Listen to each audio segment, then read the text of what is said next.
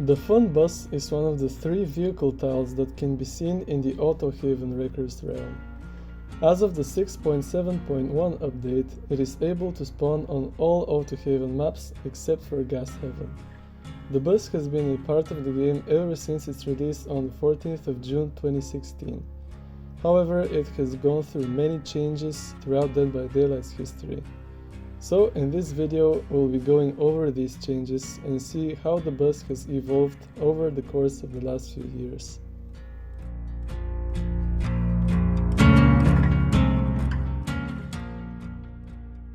The original bus was one of the most overpowered loops that have ever existed in Dead by Daylight, and what could then be classified as an infinite loop.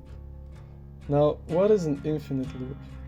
An infinite loop, or infinite for short, is a structure where the killer is simply unable to catch the survivor, no matter what they do.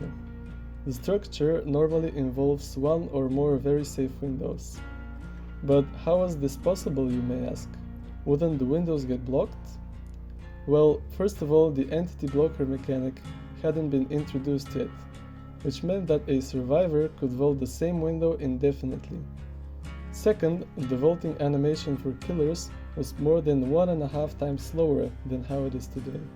Third, the medium vault didn't exist, and survivors could perform a fast vault no matter the angle nor the momentum, as long as they were holding the sprint button when performing the action. Oh, and also, Bloodlust wasn't in the game either, and will not be implemented up until the 1.5.0 patch in April 2017, almost a full year after the game's initial release. The strength of the bus was amplified by the fact that originally there was only one iteration of the tile, and it would always spawn 2 pallets and 2 windows simultaneously. This made the tile very strong for survivors, and it was almost impossible to deal with as a killer. There exist clips of survivors wasting a killer's time for half an hour straight and basically holding the game hostage. Thankfully, it only took the developers a little bit more than a month to act on this.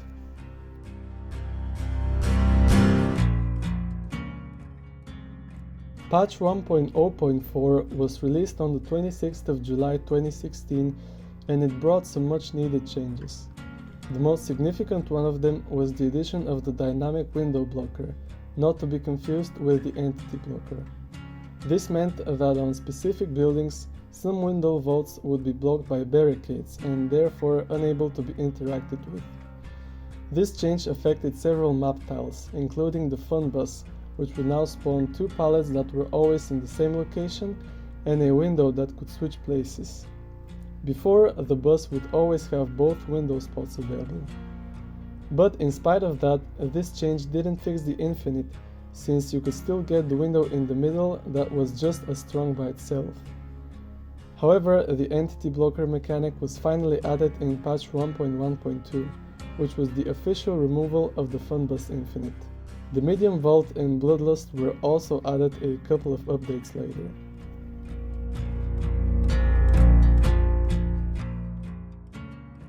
For more than 3 years, the Fun Bus was left mostly untouched, until Autohaven Wreckers was given the Realm Beyond treatment.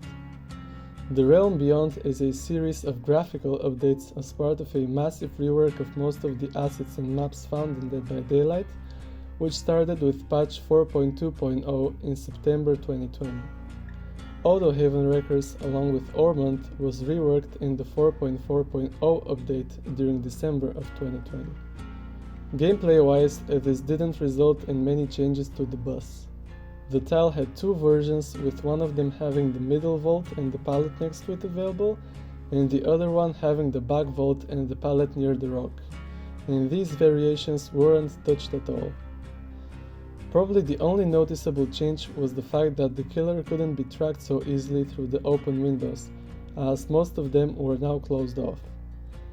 I think that this update also made it so that the bus would no longer spawn on Gas Heaven, since before that was a common occurrence.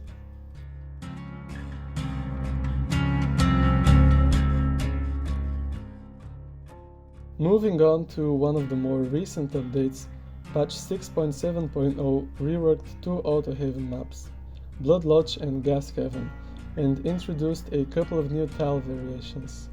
One of them was a new version of the Fun Bus. At first sight, this looks like the developers took the two older iterations of the Fun Bus and mashed them together into something new.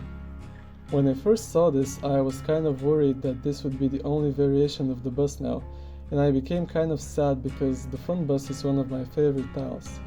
But thankfully I was wrong. The bus just has 3 different ways in which it can generate now.